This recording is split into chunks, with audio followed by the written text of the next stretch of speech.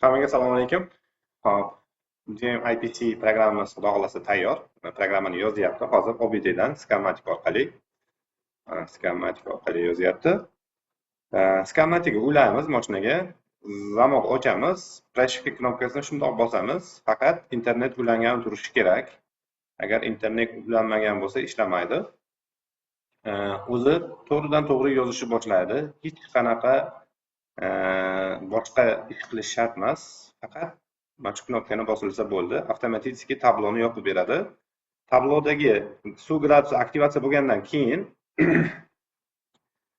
undan keyin qiladigan ishimiz masalan kurs kontrolni aktivatsiya qilamizmi yoki ошибкаlarni o'chiramizmi yoki mana immobilizer значогini o'chiramizmi, bu programma o'chib ketmaydi. Har qanday konfiguratsiya qilingan holatda ham bu oqili turaveradi охлажденный жидкость tabloda. Faqatgina SPS orqali full agar yozib yuborilsa, восстановить qilinsa, o'sha holatda o'chib ketishi mumkin. Keyin boshqatdan yozilsa, yana qaytib chiqaveradi.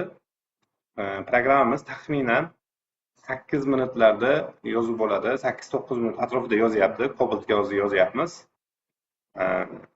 Bo'ldi. Shu holatda o'zi avtomatik yozib beradi. Menimcha bu programmaga ortiqcha izoh berish hojati yo'q. Juda ham oddiy qilingan. Biz o'zi maqsad shu holatga keltirib keyin sotishga chiqarish edi. Mana shu holatga keldi, endi sotuvga chiqaryapmiz. Xo'p. Avtoprovozni kuzatishda davom etinglar. Xudo xolasa, qo'ldan kelgancha yana yangiliklar qilishni boshlaymiz. Aytgancha, bu programmamiz kelajakda обновление bo'lib, boshqa funksiyalarni ham qilish planimiz bor. Ya'ni boshqa avtomobillarga modul sifatida qo'shilishi mumkin. Ko'ramiz uni talabga qarab. Talab bo'lsa, yana boshqa ishlarni qilishimiz mumkin. Sog' bo'linglar, salomat bo'linglar. Bizni kuzatishda davom etinglar.